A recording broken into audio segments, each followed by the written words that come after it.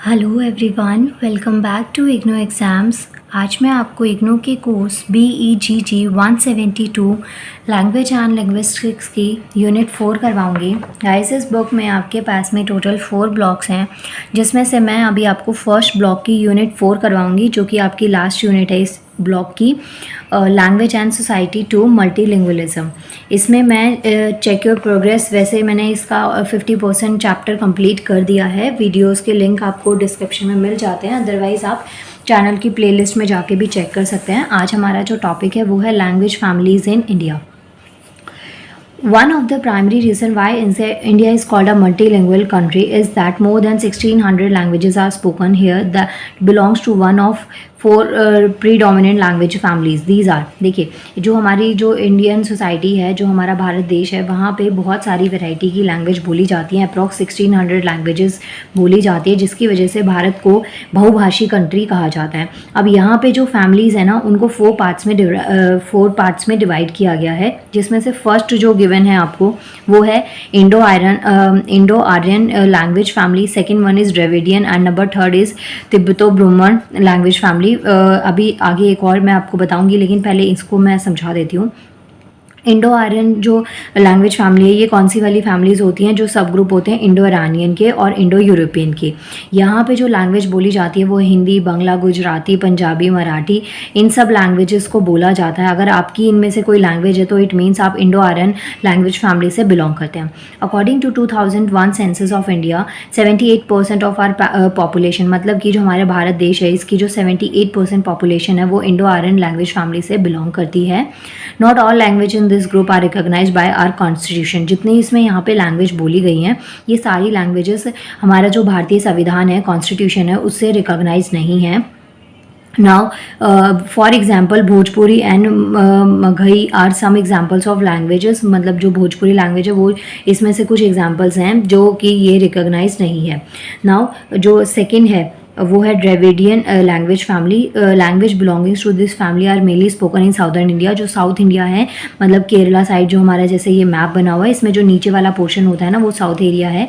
वहाँ का पार्ट जो है, वहाँ की फैमिलीज़ को हम ड्रेविडियन लैंग्वेज फैमिली कहते हैं, या वो जो लैंग्वेज स्पीक करते हैं वो इस ग्रुप में आते हैं। या फिर जो पार्ट्स हैं ईस्टर्न और सेंट्रल इंडिया के, वो कन्नड़, मलयालम, तमिल, तेलुगु, ये सब जो लैंग्वेजेस हैं वो इस ग्रुप से बिलोंग करती हैं। अप्रॉक्सीमेटली 19% जो है ना हमारे पॉपुलेशन की, वो ये लैंग्वेज बोलती है। अब देखिए, 78% जो है वो इंडो आर्यन है और 19% ये है। जो बाकी की परसेंट लैंग्वेज बची, वो बचे हुए 2 ग्रुप्स में डिवाइड है। जब बात करते हैं फर्स्ट और सेकंड ग्रुप की, इंडो आर्यन लैंग्वेज फैमिली और द्रविडियन लैंग्वेज फैमिली, ये दोनों ग्रुप्स जब साथ में बनते हैं तो इन्हें हम इंडिक लैंग्वेज कहते हैं।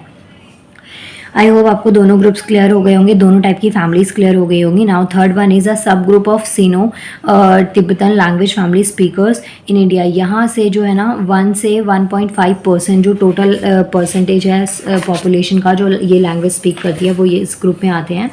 नाउ यहाँ पे जो बोले जाने वाली लैंग्वेज है वो ईस्ट रीजन जो इंडिया का है वो 66 जो है as a total number of language spoken in India. यहाँ से इसमें एग्जाम्पल हैं आपको, देखिए ये कुछ एग्जाम्पल्स दे रखे हैं। Lepcha, Burmese, Naga are some language spoken there. तो ये जो नागा है ना, स्पेशली जो नागा ट्राइब्स है वहाँ की लैंग्वेज है, तो यहाँ पे इस ग्रुप में उन लैंग्वेजेस को बोला जाता है।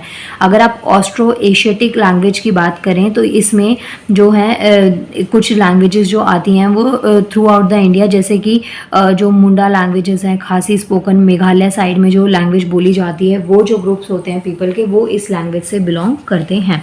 मेनली जो है ना वो फर्स्ट 2 फैमिलीज़ हैं लैंग्वेज की। वैसे सारा ही इंपॉर्टेंट है, सब कुछ आपको टाइप्स पता होने चाहिए।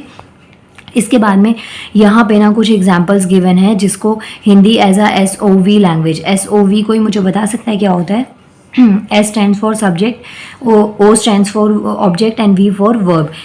It follows the SOV words are Riya सेब खाती है, रिया ईट्स एन एप्पल। तो S जो रिया है, जो काम कर रहा है, करता है, वो क्या हो गया? सब्जेक्ट।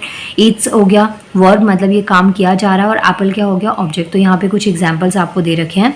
इसके अलावा ये जो है नेक्स्ट जो पोजीशन बेसिस पे बात करी गई है, मेज़ पर किताब रखी है, the book is on the table. तो द बुक जो है वो सब्जेक्ट हो गई, मतलब ये जो था ये लिविंग थिंग्स में था, ये एडजेक्टिव और न्यूमेरिकल उसमें बात करी है, लेकिन यहाँ पे जो बात करी है वो पोजीशन बेसिस पे बात करी गई। तो दो बुक है वो सब्जेक्ट हो गया, और लाइंग ऑन द टेबल, ये और लाइंग मतलब रखी हुई है, तो ये आपके वर्ब, और टेबल जो है वो क्या हो गया, ऑब्जेक्ट हो गया। तो कुछ जो इंडिया है, कुछ जो इंडिया नहीं सॉरी इंडिया के जो कुछ पार्ट्स हैं वहाँ पे लैंग्वेजेस का ये आपको डिवीजन एक तरीके से दे रखा है। इसके अलावा लैंग्वेज में ही हम इंटरोगेटिव क्वेश्चंस को भी मार्क करते हैं। वैसे आपको लग रहा होगा ये पढ़ के कि जैसे यहाँ पे टेंस का पोर्शन चल रहा है, बट ऐसा नहीं है, ये सिर्फ इसमें लैंग्वेज में बताने के लिए मैंने यूज़ करा है, जो इसमें पैराग्राफ आपको गिवन है। इंटरोगेटिव का मतलब होता है जो क्वेश्चन मार्क वाले होते हैं। हिंदी में अगर बात करें तो ये क्यों, कैसे, कब, कहाँ, किस लिए, ये चीज़ होती है। इंग्लिश में इसे WH फैमिली बोला जाता है, जिसमें वाई, हाउ, व्हेन, वेयर ये टाइप के चीज़ें इसमें आती हैं। नाउ इसके बाद में चेक योर प्रोग्रेस 3 एक क्वेश्चन गिवन है आपको, what do you understand by the term language family. ये क्वेश्चन इंपॉर्टेंट है गाइस, प्लीज़ इसको आप लर्न करना अच्छे से। मैं इस पे मार्क भी कर देती हूँ। What do you understand by the term language family. Language family क्या होता है, और which families do the language you belongs to. आपको मैंने 4 टाइप की लैंग्वेज फैमिलीज बताई हैं, जिसमें से आप जिस भी फैमिली के उससे बिलोंग करते हैं ग्रुप से, वो आपको लिखना है। पहले यहाँ पे डेफिनेशन बता देती हूँ लैंग्वेज फैमिली की क्या डेफिनेशन होती है।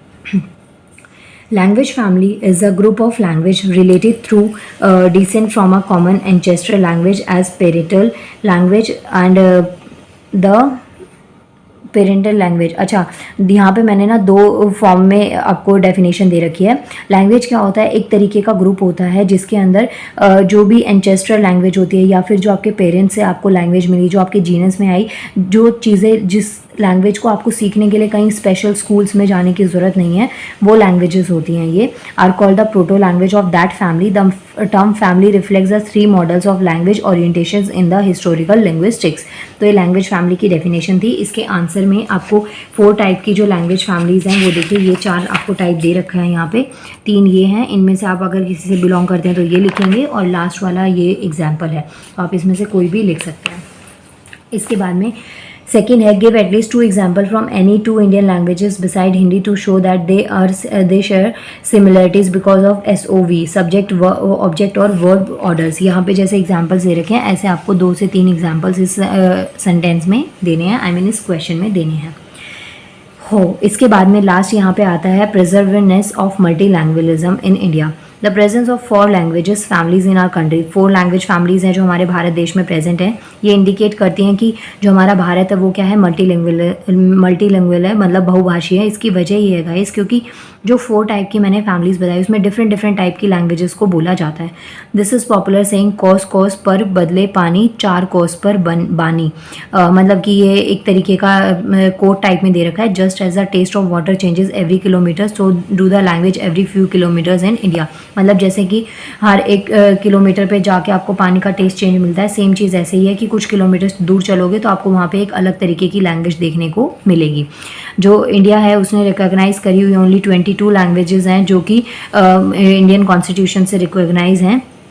आपसे यहाँ से थोड़ा मैं जीके से रिलेट कर देती हूँ कि जो इंडियन कॉन्स्टिट्यूशन उसके कौन से स्केड्यूल में ये लैंग्वेजेस को रिकॉग्नाइज़ किया है, तो वो 8 है। 8 स्केड्यूल है ऑफ इंडियन कॉन्स्टिट्यूशन, जिसके अंदर 22 लैंग्वेजेस हैं जो कि रिकॉग्नाइज्ड हैं। और जो आर्टिकल 343 है ना, वो ऑफिशियल लैंग्वेजेस के ऊपर बात करता है। तो अगर स्केड्यूल पूछा जाए तो 8, और अगर आर्टिकल की बात हो तो 343। ये जो 2 पॉइंट्स हैं ना, ये मैंने इसलिए एक्स्ट्रा में ऐड कर दिए क्योंकि ये 1 day exam point of view से इम्पॉर्टेंट है। इसके बाद में यहाँ पे देखिए, ये जो 2 क्वेश्चंस हैं ये मुझे लगा ही नहीं कि एग्जाम पॉइंट ऑफ व्यू से कुछ ज़्यादा इंपॉर्टेंट है। स्टिल अगर आपको करना है वीडियो पोज करके और क्वेश्चन को आप अपनी लैंग्वेज में भी अटेम्प्ट कर सकते हैं। इसके बाद में नेक्स्ट जो इसका लास्ट टॉपिक आता है वो है multilingualism as a resource. Several parameters such as your country, dress, food, culture define your identity and amongst them language is one significant parameter. जैसे कि आपके कपड़ों को, आपकी ड्रेसिंग को देख के, आप जो खाना खाते हैं, जो आपका कल्चर है वो डिफाइन कर देता है कि आप कहाँ से बिलोंग करते हैं। तो सेम चीज़ ऐसे ही लैंग्वेज जो है ना, वो भी एक हमारे इस तरीके का पैरामीटर है कि हमारी लैंग्वेज से ये चीज़ बताई जा सकती है कि हम कहाँ से बिलोंग करते हैं, किस कंट्री से बिलोंग करते हैं, और कहाँ, किस स्टेट से या किस एरिया से बिलोंग करते हैं। नाउ इसमें बहुत बेसिक चीज़ें आप इसमें लिख सकते हैं। In our country although we are great pride in being multi language and accept that is lead to metacognitive, मतलब कि जो हमारी टेक्स्ट बुक है, पॉलिसीज़ हैं, एजुकेशन है, उन सब से अब वो क्या होता है, होमोजेनाइजिंग होती हैं। मतलब क्लास में एक पूरा बैच है और उसमें पूरे बैच के लिए, चाहे वो किसी भी स्टेट, किसी भी कंट्री से हो, लेकिन सबके लिए सेम तरीके की लैंग्वेज बोली जाती है। तो यही चीज़ इस पैराग्राफ में आपको बता रखी है।